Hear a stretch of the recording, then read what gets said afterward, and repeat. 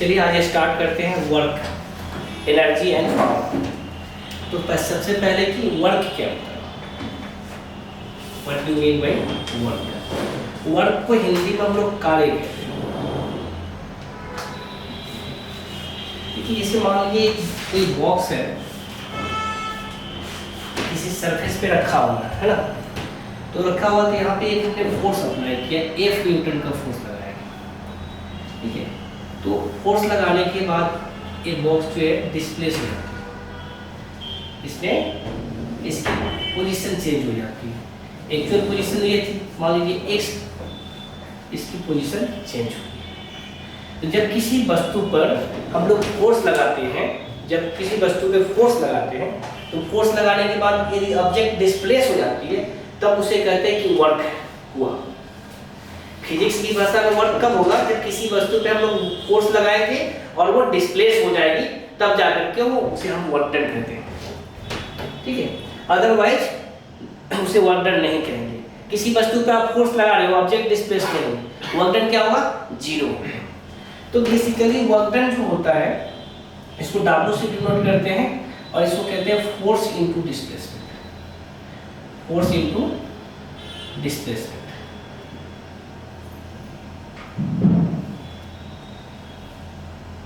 मतलब work done है क्या, तो फोर्स और डिस्प्लेसमेंट का गुणनफल है, प्रोडक्ट।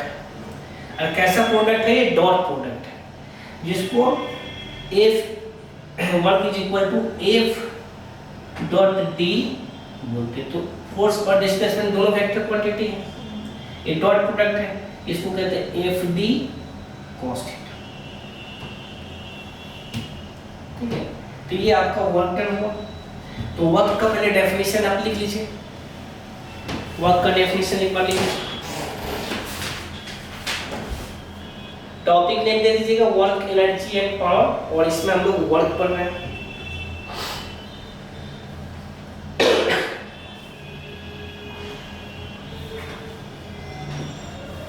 देखिए it is defined as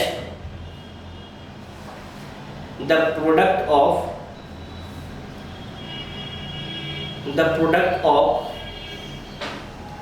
force and displacement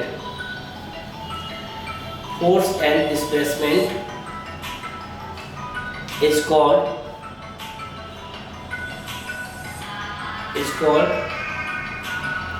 work done.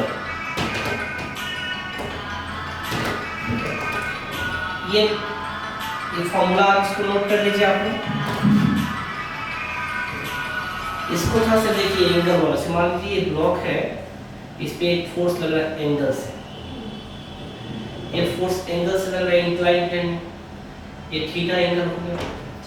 तभी हमने कहा कि ये फोर्स और डिस्प्लेसमेंट मान लीजिए इसमें D डिस्प्लेसमेंट हुआ इस तरह से, ये D चेंजेज है, एक्चुअल पोजीशन ये था, ये चेंजेज हुआ इनके बीच में। तो हमने क्या कहा, फोर्स और डिस्प्लेसमेंट का डॉट प्रोडक्ट है, ठीक है, जिसको स्केलर प्रोडक्ट भी कहते हैं। तो क्रॉस प्रोडक्ट होता तो वेक्टर क्वांटिटी होती, लेकिन ये तो डॉट प्रोडक्ट है, तो इसलिए वर्क डन क्या होता है, स्केलर क्वांटिटी होती है। तो इसी को हम लोग आगे एक्सप्लेन करते हैं। तो ये cos थीटा आ जाता है एंगल। तो यहाँ पे इसके इंपॉर्टेंट पॉइंट लिख लेते हैं कि क्या है ये। तो पहला चीज की स्केलर क्वांटिटी है।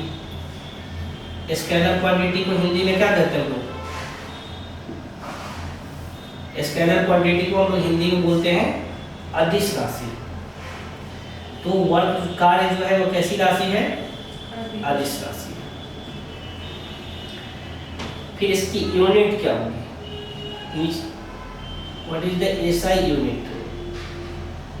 सिंपल सी बात है, यहाँ से देखिए फोर्स के लिए हम लोग क्या यूज करते हैं, न्यूटन, और ये न्यूटन मीटर होगा, और न्यूटन मीटर को हम लोग क्या कहते हैं, एक और नाम से जानते हैं जूल, ठीक है, जूल। इतना हो गया।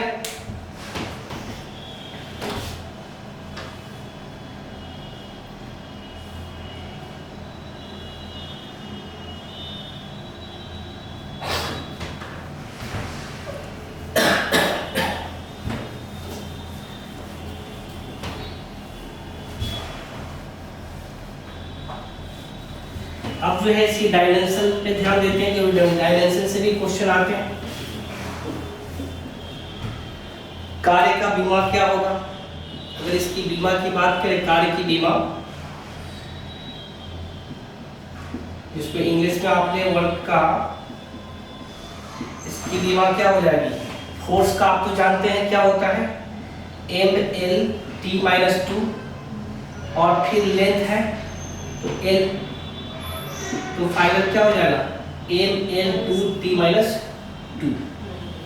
ये कार्य का जो है बीमा है, जिसको इंग्लिश में हम लोग क्या कहते हैं, डायमेंशन बोलते हैं। ठीक है, क्लियर हो गया। अब बात करते हैं कि जो वर्क डन कब पॉजिटिव होगा, कब नेगेटिव होगा और कब जीरो होगा। किन कंडीशन पे जो है, condition for work done negative, positive and zero. मतलब कार्य जो है कब धनात्मक होगा, धनात्मक कार्य कब होंगे, ठीक है, फिर ऋणात्मक कार्य कब होते हैं, और कब जो है कार्य जो है जीरो होता है, शून्य होता है। तो उसके लिए कंडीशन क्या है, ठीक है। आप देखते होंगे ना कि एरोप्लेन जो है ऐसे उड़ रही है और ग्रेविटेशनल फोर्स के द्वारा जो कार्य किया गया क्या होता है, शून्य होता है। ग्रेविटेशनल फोर्स के द्वारा जो कार्य किया गया वो क्या होता है, शून्य होता है। क्यों? क्योंकि फोर्स तो इधर जा रही है, फोर्स तो नीचे लग रही थी और ऑब्जेक्ट किधर जा रही है, डिस्प्लेस किधर हो रही है, उसके परपेंडिकुलर डायरेक्शन में। तो अभी हमने जो फॉर्मूला पढ़ा यहाँ पे कि work done is equal to FD cos theta. तो cos थीटा तो एंगल है, कितना हो गया एंगल यहाँ पे 90, और cos 90 की वैल्यू क्या होती है, 0। तो हमेशा जब एरोप्लेन उड़ती है तो work done by the gravitational force क्या होता है, शून्य होता है, 0 होता है, तभी उसमें डिस्टर्बेंस नहीं होता है, ठीक है। अगर एक पोर्टर जो है माथे पर लेके कुछ मोटरी को लेकर के जा रहा है तो वैसे कंडीशन में भी ग्रेविटेशनल फोर्स के द्वारा वर्क डन क्या होता है, 0 होता है। गुरुत्वाकर्षण बल के द्वारा जो कार्य किया गया वो शून्य होता है, ठीक है। चलिए, तो यही कंडीशन, इसी तरह की कंडीशन की हम लोग बात कर रहे हैं। तो फिर क्या लिखेंगे, condition for work done. Topic क्या होगा हम लोग का, what is the condition for work done.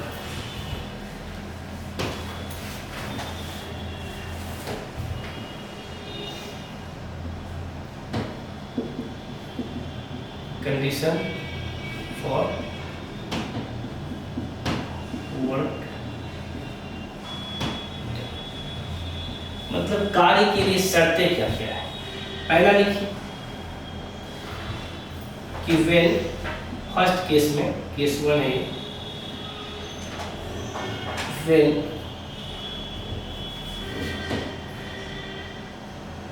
a force is acting on a body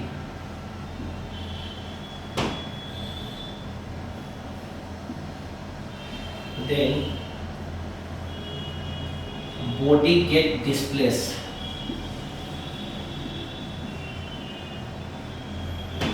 in the direction of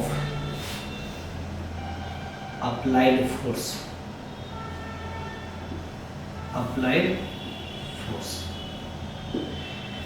देखिए पहला कंडीशन ये कहता है कि जब किसी वस्तु पे फोर्स लगाया जाए, मान लीजिए कि एक वस्तु यहाँ पे हमने बनाया, एक कोई वुडन ब्लॉक है, लकड़ी का बुरादा है, और हमने इसको ग्राउंड पे रख दिया है, और देखिए ग्राउंड पे रखने के बाद हमने फोर्स लगाया,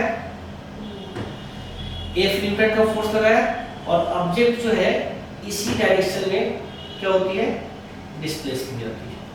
सेम डायरेक्शन में डिस्प्लेसमेंट हुआ, डिस्प्लेसमेंट किधर हुआ, फोर्स इसी डायरेक्शन में लग रही थी और डिस्प्लेसमेंट भी इसी डायरेक्शन में लग रहा है, दोनों ही सेम डायरेक्शन में है। तो क्या होता है, दोनों के बीच में एंगल कितना हो जाएगा, theta is equal to 0 degree. Theta क्या होगा, 0 डिग्री होगा। तो वर्क डन निकाल लीजिए, वर्क डन का फॉर्मूला आपने कहा कि एफ डी कॉस थीटा, तो एफ डी और कॉस 0 हो जाएगा, और कॉस 0 डिग्री की वैल्यू क्या होती है यहाँ पे लिख लीजिए, जो हम लोग को यूज आएगा cos 0 degree 1, cos 90 degree 0, cos 180 degree -1। इन तीनों चीजों का यूज होगा, ठीक है, इन तीनों चीजों का यूज होगा हम लोग, ठीक है। तो यहाँ पे देखिए क्या आ जाएगा, एफ डी वर्क डन कितना आ जाएगा, एफ डी, मतलब वर्क डन कैसा आएगा, पॉजिटिव होगा। मतलब इस कंडीशन में बात करें तो वर्क डन क्या हो जाएगा, यहाँ ब्रैकेट में देख लीजिएगा, वर्क डन पॉजिटिव होगा। कब पॉजिटिव होगा, तो जब किसी ऑब्जेक्ट पे नीचे कट रहा है, जब किसी ऑब्जेक्ट पे अगर हम फोर्स लगाते हैं और उसी दिशा में वो विस्थापित होती है, तब जाकर के वर्क डन क्या होगा, पॉजिटिव होगा, धनात्मक होगा कार्य, ठीक है। इसको नोट कर लीजिए, एफ डी से नीचे कट रहा है, हाँ उतना तक ही है।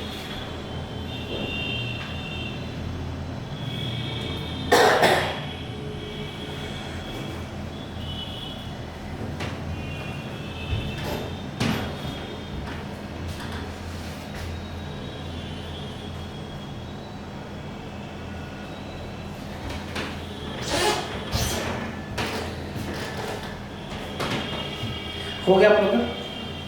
सेकेंड केस में चलते हैं, इसको जरूर याद रखिएगा, आपको इसको एकदम कंप्लीटली याद रखना है। अब केस 2 क्या करता है कि मान लीजिए जैसे सीढ़ियों पे चढ़ते हो, सीढ़ी पे चढ़ते हो तो सीढ़ी पे चढ़ने के दौरान हम लोग फोर्स नीचे लगाते हैं और डिस्प्लेसमेंट किधर होता है, ऊपर होता है। जब सीढ़ी पे चढ़ते हो तो फोर्स तो नीचे लगाते हैं, लेकिन हमारी बॉडी ऊपर जाती है, तो क्या होता है कि एकदम विपरीत डायरेक्शन में, तो यहाँ पे थीटा की वैल्यू 180 डिग्री, यहाँ पे थीटा कितना हो गया, 180 डिग्री हो गया,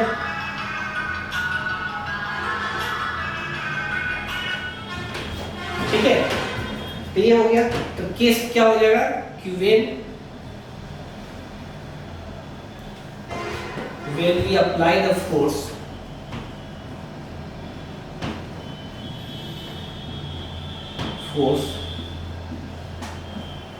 on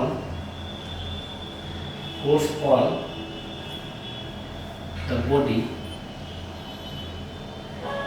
and the body get displaced opposite to the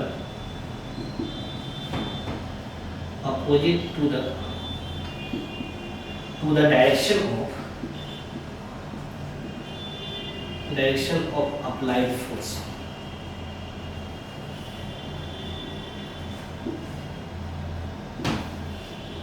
ठीक है, अप्लाइड फोर्स। तो देख लीजिए आप, अप्लाइड फोर्स जो है वो अप्लाइड फोर्स के ऊपर में, तो वर्क डन का फॉर्मूला आपने देखा, एफ डी कॉस थीटा, तो यहाँ पे एफ डी क्या हो जाएगा, कॉस 180 डिग्री हो जाएगा, जो एंगल है यहाँ पे एंगल की वैल्यू पुट कर देंगे, तो यहाँ कॉस 180 की वैल्यू देखिए, यहाँ पे हमने क्या लिखा है, -1 है, तो यहाँ पे क्या हो जाएगा, वर्क डन आपका हो जाएगा नेगेटिव हो जाएगा। सेकंड केस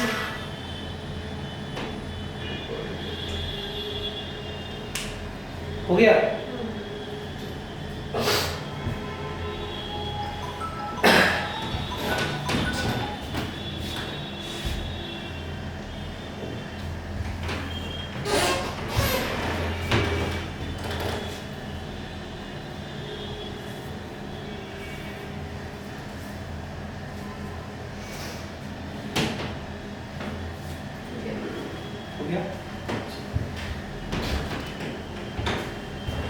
फिर आगे हम लोग देखते हैं थर्ड केस के ऊपर, थर्ड केस में जो क्या है,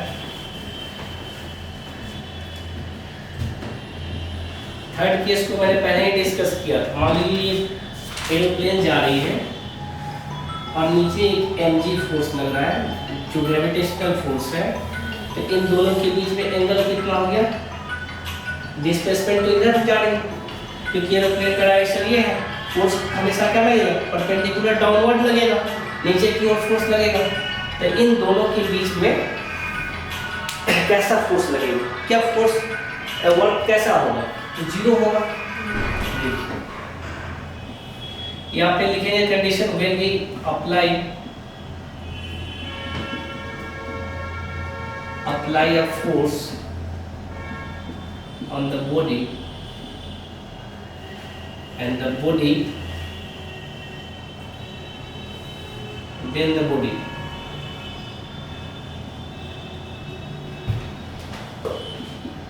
gets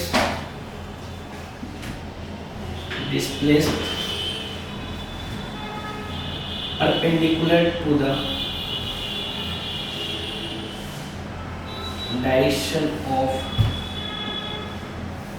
applied force।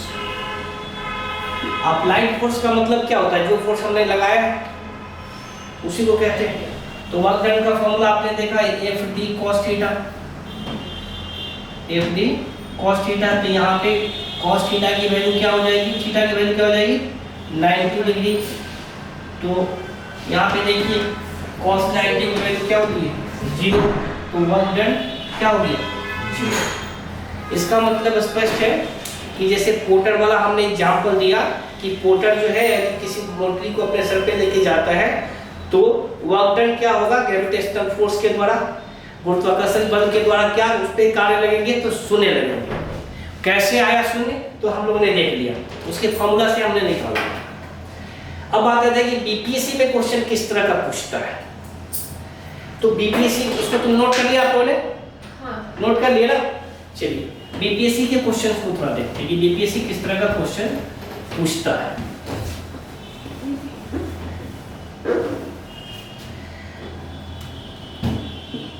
बीपीएससी कहेगा कि कार्य जो है कैसी राशि है, कैसी राशि है। नीचे ऑप्शन दे, ऑप्शन ए में कहेगा आपको कि ये जो है सदिश राशि, सदिश राशि जिसको वेक्टर कहते हो। बी ऑप्शन में कहेगा कि नहीं ये तो स्केलर है, अदिश है।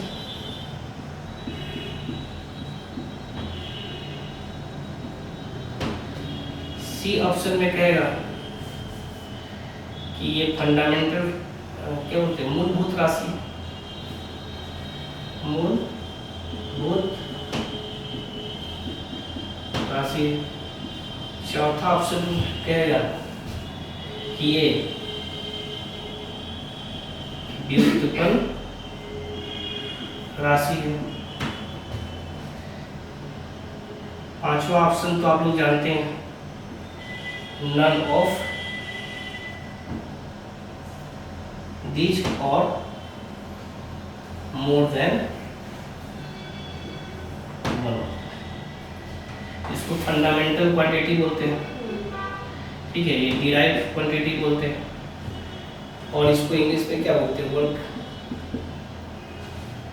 तो अभी हमने थोड़ी देर पहले क्या बताया कि ये एक ऐसी राशि है तो इसलिए सदिश है, नहीं अदिश, ठीक है, स्केलर है, अदिश राशि है। अदिश मतलब जिसमें दिशा नहीं होता, ठीक है। लेकिन इसमें दो ऑप्शन हो सकता है, देखिए कैसे। ये व्युत्पन्न भी राशि है। व्युत्पन्न कैसे राशि है? क्योंकि मूलभूत राशि से मिलकर के बनाई गई राशि, ठीक है। तो जब दो ऑप्शन सही हो तो कौन से ऑप्शन पे टिक करना बीपीएससी के हिसाब से? ई ऑप्शन पे चलना है। तो इस तरह का क्वेश्चन पूछता है बीपीएससी। बीपीएससी सिर्फ कंसेप्चुअल क्वेश्चन पूछता है, और साइंस से जो है बेसिकली देखें तो 30 क्वेश्चन रहते ही रहते हैं एग्जाम में।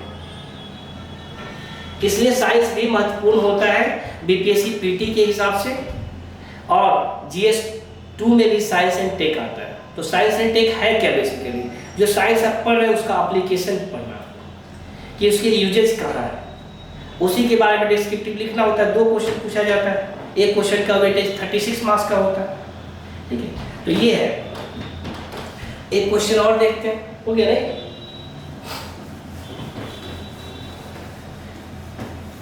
इसी में पूछ देगा आपसे कि इसकी यूनिट क्या है। आपसे पूछा जा सकता है कि घड़े की एसआई यूनिट ऑफ वर्क, ऐसे भी दिया जा सकता है। फिर ऑप्शन दिया जा सकता है। ऑप्शन ए में क्या देगा, न्यूटन। ऑप्शन बी में आपसे कहेगा न्यूटन बाई मीटर, न्यूटन पर मीटर। ऑप्शन सी कहेगा न्यूटन मीटर। ऑप्शन डी कहेगा वोल्ट। ऑप्शन ई कहेगा नन ऑफ दीज और मोर देन वन। कौन सा ऑप्शन सही होगा? न्यूटन पर न्यूटन मीटर होगा, क्योंकि आपने जानते हैं कि work done is equal to क्या लिखा आपने, फोर्स इनटू डिस्प्लेसमेंट। फोर्स का क्या होता है, न्यूटन, और डिस्प्लेसमेंट का मीटर। न्यूटन मीटर जिसको हमने कहा था जूल भी था, जूल भी बोलते हैं। जूल ऑप्शन में है, ठीक है, जूल ऑप्शन में नहीं, अगर रहता तो नन ऑफ दिस या फिर मोर देन 2 है, ठीक है। इसी तरह का बीपीएससी में क्वेश्चन पूछता है। तो वर्क जो है कंप्लीटली देखा जाए तो वर्क हम लोग का आज फिनिश हो गया, जो वर्क टॉपिक है। वर्क टॉपिक से इससे ज़्यादा नहीं है, ठीक है। अब इसके बाद क्या है, एनर्जी। एनर्जी क्या होता है? एनर्जी हम लोग जानते हैं कि कार्य करने की क्षमता को ऊर्जा कहते हैं। Capacity to do work, that is called the energy. तो एनर्जी और वर्क में समानता ये है कि दोनों का यूनिट क्या होता है, सेम। क्या कहा कि वर्क डन ही एनर्जी है। कार्य करने की जो क्षमता है, जो कार्य है, उसी को हम लोग ऊर्जा कहते हैं। बस वो कैपेसिटी हो गया है, एक व्यक्ति की अपनी एनर्जी हो गई, प्रॉपर्टीज हो गई। तभी ना हम लोग पढ़ते हैं पोटेंशियल एनर्जी, ठीक है, काइनेटिक एनर्जी। काइनेटिक एनर्जी क्या होता है? काइनेटिक एनर्जी के बारे में आपने पढ़ा है ना? वो एनर्जी जो मूविंग हो, किसी भी वस्तु में गति की वजह से जो ऊर्जा हुआ उसको गतिज ऊर्जा कहते हैं। उसमें कितनी गति थी, उसमें कितनी वेलोसिटी थी, उसके वजह से अगर हुआ है तो उसको हम लोग क्या कहते हैं, गतिज एनर्जी, ठीक है। तो अभी हम लोग देख लेते हैं एनर्जी को, देख लेते हैं एनर्जी किसको कहते हैं। एनर्जी को हम लोग ऊर्जा बोलते हैं हिंदी में। तो ये बेसिकली किसी भी एक तरह से बात करें तो ये वर्क डन ही है। क्या है? वर्क डन, क्योंकि काम करने की क्षमता को हम लोग क्या कहते हैं, एनर्जी कहते हैं। तो इसको लिख लीजिए थोड़ा, कैपेसिटी टू डू वर्क,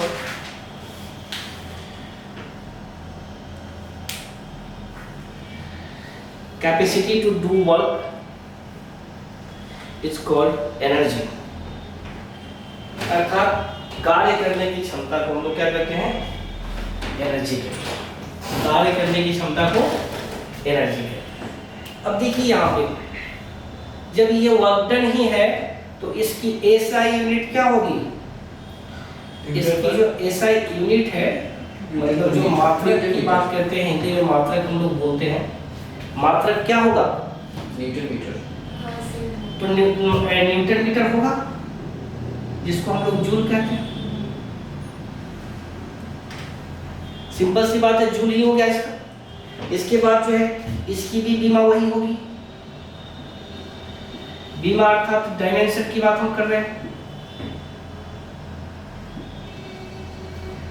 तो एनर्जी के डायमेंशन क्या होगा, जो वर्क का डायमेंशन आपने पढ़ा mL2T-2, फिर अर्थात ये कैसी क्वांटिटी है, तो ये भी जो है स्केलर क्वांटिटी है, ये भी जो है स्केलर क्वांटिटी है। तो इतना सा इंफॉर्मेशन इसका है। इसके बाद हम लोग देखेंगे टाइप्स ऑफ एनर्जी। एनर्जी के कई सारे फॉर्म्स भी होते हैं, बहुत सारे फॉर्म्स होते हैं एनर्जी के, ठीक है। केमिकल एनर्जी आप पढ़ते हो, लाइट एनर्जी पढ़ते हो, ठीक है। अभी आप देखते हो कि कुछ ऐसा यंत्र है, डिवाइस है, जो एनर्जी को ट्रांसफर करता है, कन्वर्ट करता है। जैसे आप यहाँ देखो फैन है, फैन क्या करता है? फैन एक ऐसा डिवाइस है जो इलेक्ट्रिकल एनर्जी को मैकेनिकल एनर्जी में कन्वर्ट है ना। अब ये जो बल्ब है वो क्या है? बल्ब भी तो एक यंत्र है, वो इलेक्ट्रिकल एनर्जी को लाइट एनर्जी में कन्वर्ट करता है, प्रकाश ऊर्जा। तो इसी तरीके के कई सारे फॉर्म्स हैं। अब जैसे आप देखते हो ना कि आम का पकना एक रासायनिक अभिक्रिया होती है, केमिकल रिएक्शन होता है। क्या होता है? केमिकल हुआ। जैसे आम कच्चा था तो उसकी प्रॉपर्टीज कुछ और थी, आम पक गया तो उसकी प्रॉपर्टीज कुछ और हो गई। फिर उसको हम पके हुए आम को कच्चा नहीं बना सकते, वो तो नहीं जा सकता ना, ठीक है। तो देखिए केमिकल चेंजेस, फिजिकल चेंजेस तो है नहीं। तो वही टाइप्स ऑफ एनर्जी में बात करेंगे। तो मुख्य रूप से देखा जाए तो मैकेनिकल एनर्जी को क्या होता है? काइनेटिक एनर्जी पहला हम लोग करते हैं। काइनेटिक एनर्जी, काइनेटिक एनर्जी को क्या कहते हैं? गतिज ऊर्जा, गतिज ऊर्जा हम लोग बोलते हैं। काइनेटिक एनर्जी होता क्या है? जैसे किसी भी वस्तु में जो मोशन है, जो वेलोसिटी है, उसकी वजह से उसमें जो एनर्जी एक्वायर हुआ, उसके अंदर में जो ऊर्जा आई, उसी को हम लोग गतिज ऊर्जा कहते हैं। सर फॉर एग्जांपल, जैसे मान लो कि गाड़ी चल रही है और आपसे टकरा गई, तो उसके पास एनर्जी ज्यादा थी या कम? देखते हो ना, स्थिर गाड़ी, एक स्थिर गाड़ी है, रुकी हुई गाड़ी है, और एक चलती हुई गाड़ी है, तो ज्यादा नुकसान किसको होगा? ज्यादा रुकी हुई जो है, क्योंकि उसके पास एनर्जी कम है, ठीक है। तो ये होता है काइनेटिक एनर्जी। काइनेटिक एनर्जी का फॉर्मूला जो है हम लोग जनरली शॉर्ट में के लिखते थे, और आपको याद होगा half mv²।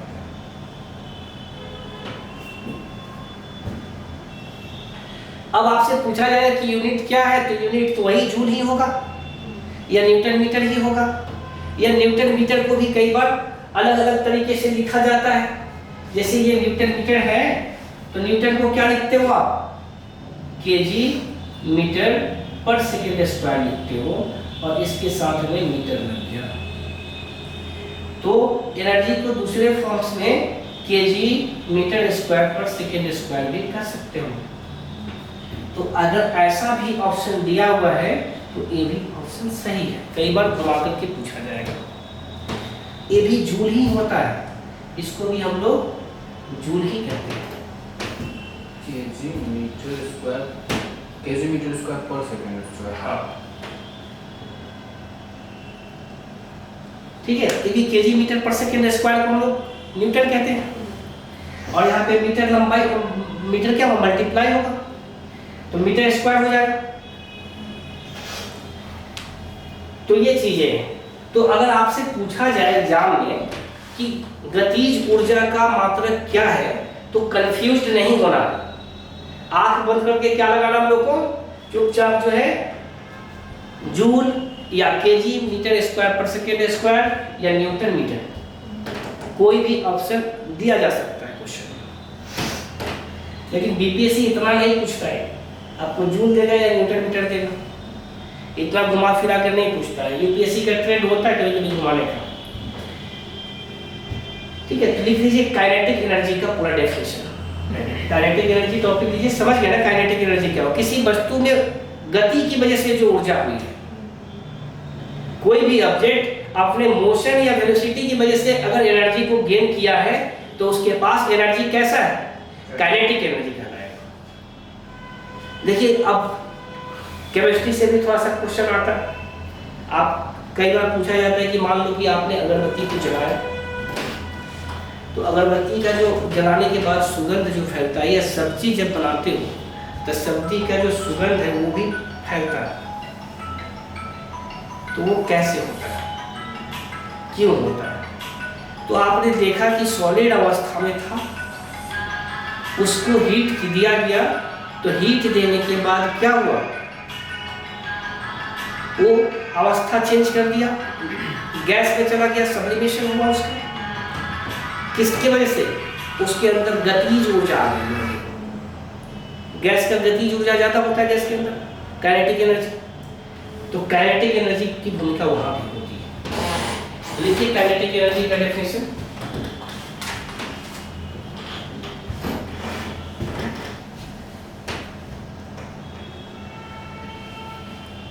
The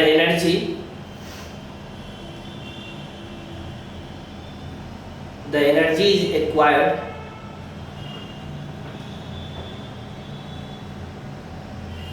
by the body due to its motion. Due to its motion is called kinetic energy. Is called kinetic energy.